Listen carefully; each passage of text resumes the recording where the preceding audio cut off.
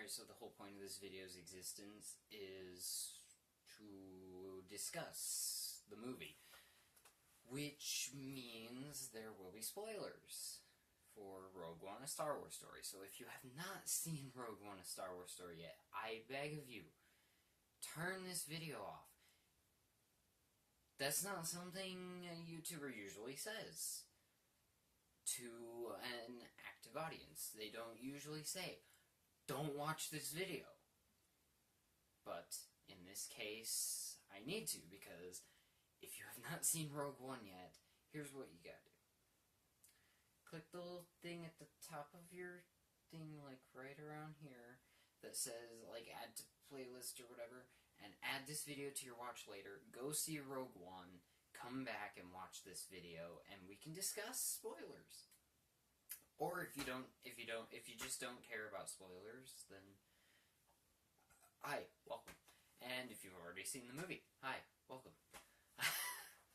So let's talk about spoilers for Rogue One: A Star Wars Story. Everyone dies. I'm just gonna jump into it right off the bat. I'm gonna jump into that before anything. Yeah, everyone dies in the movie, which unfortunately I had spoiled for me a few days before the movie came out, because people are mean on the internet and they like to spoil things for people unexpectedly, and so I found out that not only did everyone die, but I also found out that Leia and Tarkin were both in the movie as CGI recreations over actors. So, yeah. That's all I knew going into the movie, though, other than the basic plot that I explained in my review of Rogue One. That's all I knew, was that everyone dies, and that Leia and Tarkin were in it. And I already guessed that Tarkin was going to be in the movie, just because, it's Empire, it's before the Death Star blew up, and Tarkin died on the Death Star.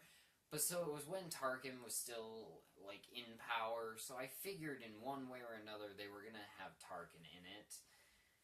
I just didn't think they were going to actually go with the CGI recreation route, and honestly, I didn't think it looked that bad. Like, yeah, it's clearly them using CGI to recreate Peter Cushing's face. There are times where it does not look that much like, there are times where it doesn't look that much like Peter Cushing, but at the same time, there are never times, for me anyways, where it didn't look like a real person's face, which is incredible. It's incredible that we're at a point now where you can use CGI to recreate a dead or older actor's face younger. That is incredible, and that is a testament to this movie of how awesome the CGI is, and I definitely am nominating for Golden Something Awards. This is going to be one of the movies that's nominated for Best Visual Effects. Not only for Leia and Tarkin. Leia didn't look as good as Tarkin. It was obviously CGI with that one. Like, Tarkin was obviously CGI, but that's only because there are no actors at the moment that kind of really look like Peter Cushing, and there aren't really any actors that look like Carrie Fisher either young.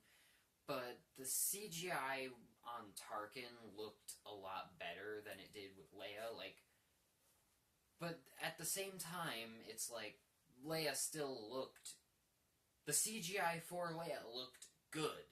It looked really good. It looked like a young Carrie Fisher, like they hopped in a time machine, grabbed a young Carrie Fisher right off the set of the first Star Wars movie, pulled her to the future, had her film this one little bit for the movie, then sent her back to finish Star Wars, and then Empire and Return of the Jedi.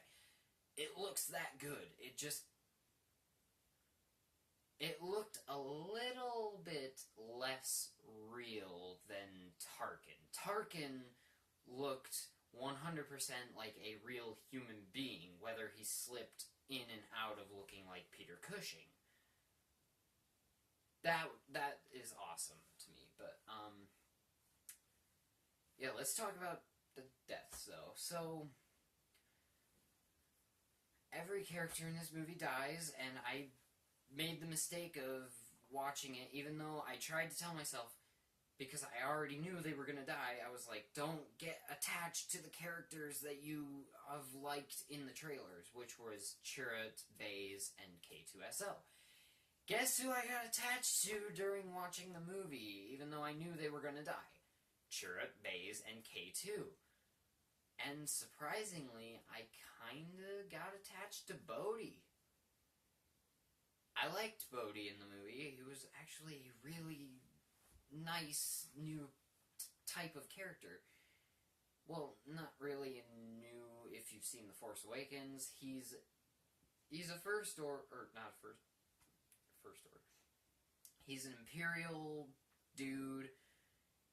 He's like a pilot, mechanic type dude who was working with Galen Erso to get the message out to Saw Gerrera about the Death Star so that Saw could get the message to Jyn, so Jyn would know that Galen Erso built a flaw in the Death Star. Probably my favorite thing about this movie was just the fact that they took the biggest nitpick from the original Star Wars and they gave it a good reason. Galen Erso, who designed the Death Star, he built it so there was this little reactor shaft right in the middle of the trench that had the impact that if you fire into it, it will blow the whole thing up. He designed it that way to help the rebellion so that they could destroy the Death Star. Now, nerds can quit complaining about this 40-year plot hole that was fixed and retconned by a movie with one simple line. And that's awesome.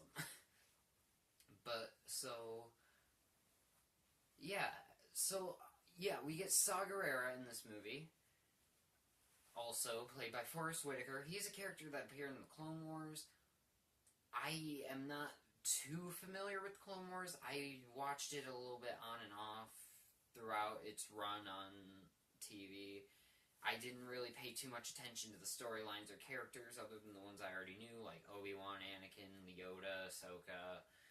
Just the main few characters that were in the movies that I remember, or characters that I just got familiar enough with to remember, like Commander Cody, Rex, and a few other characters that were specific to that show. I'm gonna try and watch the whole series from beginning to end, but I make no promises. But if I do watch the whole series, I will review it for you guys. As well as, I don't have it in there, it's out in the living room, Star Wars Rebels. I'm gonna watch Star Wars Rebels first, before I watch Clone Wars, which I know that's a stupid idea, because Ahsoka and Cody and Rex, they pop up in Rebels. I don't care. I'm gonna watch Rebels first, because from what I've seen of the Clone Wars, I wasn't too interested in the story. What I've seen of Rebels, I'm really interested in watching, so yeah, that's all I'm gonna say. But actually, you actually see Chopper from Rebels in the Rebel base, I think. I saw it. I don't know if that's actually what it was, but I saw Chopper, and I thought I recognized Chopper. It might have been something else, I don't know. I honestly have no idea, but I'm pretty sure it was Chopper. And I also think the Ghost was in the movie as well, from Rebels. I'm gonna do something real quick, because my phone is gonna die if I don't plug it in real quick here. I'm trying to hurry so the camera doesn't shut off. Sorry guys, this is a horrible thing to have happen in the middle of a video, but if I don't start plugging it in now. I'm not going to be able to finish this video until tomorrow. There we go. So, yeah, you get a lot of ties to different movies. I think the one that made me the most angry, though, I like nods. I like cameos and characters that pop in and stuff, but there's a point where it just feels a little too forced, and it just comes across as, I don't want to say stupid, but it comes across as stupid. Remember in episode 4 when they go into the cantina and Luke bumps into the dude and the dude's like, "He doesn't like you." I'm sorry. I don't like you either. And then he's like, "We're wanted men. I have the death sentence on 12 systems." And then the dude with the weird chin and the furry face, he gets his arm cut off by Obi-Wan. Both of those guys pop up in Rogue One for a second. Jyn Erso bumps into him and he's like, "Hey, watch it." And they're just like, "Hey, sorry, man." And they walk away. And I was just like, did that need to be there? There are better characters that you can have Jyn Erso bump into on Jedha. Like, you don't need those guys. But that's just a minor little nitpick for me. It just kind of took me out of the movie for a second because I was like, why did that happen? But, I'm trying to think of other spoilers to talk about. So, each character really got their moment of awesomeness, which is great, because usually you want characters that are being portrayed as awesome to actually come across as awesome. And they did, for the most part. And each character kind of got their hero moment right before they died, you know? Like, I guess I'll start with talking about Saw Gerrera, because he's the first major character to die. So Saw Gerrera is, of course, a character from the Clone Wars. He leads this little group that are technically part of the rebellion, but not really. They're more of a rogue group of extremists. They go out and they are bombing Imperials. They're shooting stormtroopers from buildings. They're really taking things a little too far. But, so he was friends, though, with Galen Erso, and he helped take care of Jyn when Galen was taken away to work with the Empire, and her mom was killed. So, then they have a reunion when they go back to Jedha, because that's where Saw has been hiding out, on Jedha. And they talk, and then he shows him a message that he got from Galen. And then, the Empire, they test out the super laser on the surface of Jedha.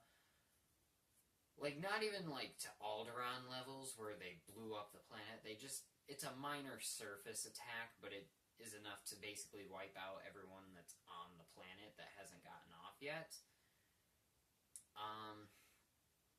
So they do that, and everyone's escaping, and then they try to take Saw with them, but he's not doing too well. He's got to wear this suit to survive. He's got robot legs. He's got a walking stick. He's got an oxygen mask. So he sacrifices himself for no reason, really. And his final words to Jyn are, "Save the rebellion, save the dream." And the line worked better in the movie than it did in the trailer. In the trailer, it did come across as a kind of cheesy line, but in the movie, it really did work for the most part. So I was happy that a lot of the dumb lines in the trailers were a lot better in the movie. That being said, a lot of lines that were in the trailers were not in the movie, like, when Jin says, "This is a rebellion, I rebel." That was not in the movie, and I was happy, because I hated that line from the get-go. But, yeah, so every character gets their hero moment. When there's Saw with Save the Rebellion, Save the Dream, which isn't really more of a hero moment as more of just an inspirational quote, but I'm counting it as a hero moment. Then Bodhi, he gets into the Empire ship and he broadcasts the message to the rebels to blow up the shield so that they can transmit the Death Star plans out. And then someone tosses a grenade in there and blows the whole thing. And then you get Chirrut, who I can't remember what the switch was supposed to do, but they had to flip the switch, but they were getting fired at by Imperials. So he goes out, and he's all blind, but he's got the Force, kind of, so he can kind of sense things. And he's just walking through, dodging blaster fire left and right. He flips the switch, but then he dies because he gets hit.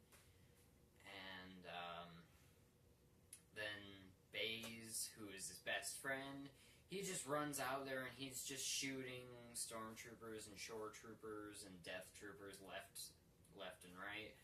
And he's getting shot at as well, and he just keeps taking it until he can't anymore, and he keeps just taking them down until he dies. And that was a really sad moment, honestly, just because they do come across as friends, Baze and Chirrut. They do really have this quality in the movie. When they talk, you can just tell these two, they kind of do seem like they have a history together. They do pull that off well. So when one of them dies and you just see how it affects the other, it is, in a way, kind of heartbreaking. And the way that Baze just kind of gives up and he's like, I don't care about living anymore because my best friend, who I have been through so much with, is now gone. I don't want to live anymore. And so he goes out, he takes out as many guys as he can, and he gets taken out himself. And it was a really sad moment, honestly. And then, who else was on this? So it was, then K2SO, he was trying to protect Jin and Cassian when they were going and stealing the data tapes for the Death Star plans. And so he's just getting hit left and right by incoming Death Troopers, Stormtroopers, and all that. And finally, he just falls apart from getting shot so much, and he's just gone.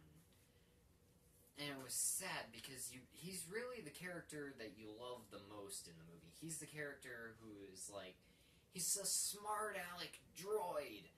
And that's awesome. He's like C-3PO if C-3PO had quippy lines. He's like C-3PO if instead of being a coward, he just wanted to insult everyone all the time. Like Anthony Daniels. But, yeah, it's just... And then, you know, Jin and Cassian, they transmit the Death Star plans to the rebels, and then, again, they fire a surface blast on Scarif, and that's how Jin and Cassian die. And it's almost, honestly, refreshing to have a Star Wars movie that goes outside the norm.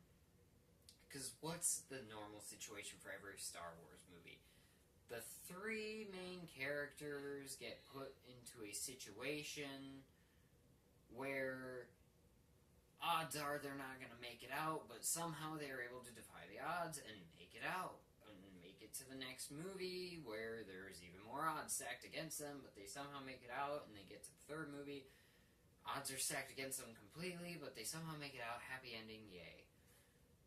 This movie challenges that in the way that instead of each character making it out for the happy ending, every major character that hasn't appeared in other movies as well dies. And so that was kind of refreshing just to see a change of pace for the Star Wars movies. Other little things. Oh, yeah. My big complaint with Darth Vader that I didn't talk about or bring up in my non-spoiler review, but I want to talk about here. And I can't believe I'm saying this. The voice. This is going to hurt me to talk about because my favorite movie voice of all time is James Earl Jones as Darth Vader in the original trilogy. But for some reason, the voice just sounds better in the original trilogy. It doesn't so much sound like an actual man talking. It sounds like it is a robotic, like, machine voice that is being created through this voice modulator. And then I don't know how to explain it. It's just like in Rogue One, instead of sounding like Darth Vader, instead of James Earl Jones sounding like Darth Vader, sounding like himself, basically, he sounds more like James Earl Jones. I can't explain it that well, but I just the voice kind of threw me off because it sounded like, it didn't sound like Darth Vader was talking. It sounded like it was James Earl Jones talking. Like, it didn't sound like the Vader voice that I'm used to, that I think we are all used to hearing. It sounded like James Earl Jones having a conversation with someone, only using Vader lines. I don't know how to describe it. It just threw me off a little bit, and I didn't particularly like it, but it was still cool to hear James Earl Jones come back to do Darth Vader again, and I hope that there are more movies with Darth Vader within the next few years so that they can get James Earl Jones to do more and more. Like, don't oversaturate us with Vader and James Earl Jones, but at the same time, it's like, do as much with the character and the actor as possible, because James Earl Jones is starting to get up there in age. It's only going to be so long before we get to a point where... It's not going to be too long before we get to the point where we can no longer have James Earl Jones do the voice of Darth Vader. And that will be a very sad day. So hopefully we get a little bit more Vader with upcoming anthology movies, and they get James Earl Jones back yet again. Because now that it's possible to actually get him back and doing stuff, I hope we get as much as possible before James Earl Jones is no longer able to do the voice. Anyways, that's really mostly all I have to really talk about in terms of Rogue One spoilers. It was nice to see some characters from the prequel trilogy come back as well. Like Jimmy Smits as Bail Organa was back. Anthony Daniels popped in for a small bit. You see C-3PO for like 5 seconds. And he says something, I can't remember what his line was, but he had a C-3PO-y line for a second, and R2 was there. And, they didn't get Hayden Christensen back to do Darth Vader or Anakin Skywalker, but there is a bit where you see Anakin Skywalker in a bacta-tank, like Darth Vader without the suit on. You don't really see him that well, you just kind of see the silhouette and the shape, and you see a little bit of the scarring. And you can tell, I didn't even think about this until seeing this movie, but it does make sense that Vader would spend a lot of time in a bacta-tank of some sort, just recuperating, healing the wounds from the Battle of Mustafar, getting to the point where he can go from being third-degree burn victim to just the gray, scarred guy from Episode 6, from the ending of Episode 6, when he's, like, all old and pale and gray with the scarring on his face. It makes sense that he would use a Bacta tank to heal most of his scars from the battle with Obi-Wan. So yeah, other than that, I don't really have much else to talk about for Rogue One. I really did enjoy the movie. I really did enjoy the ending of the movie. It was really cool how it leads directly to the beginning of Episode 4. Again, CGI Leia did not look horrible, but it wasn't as good as CGI Tarkin, and it's not as good as it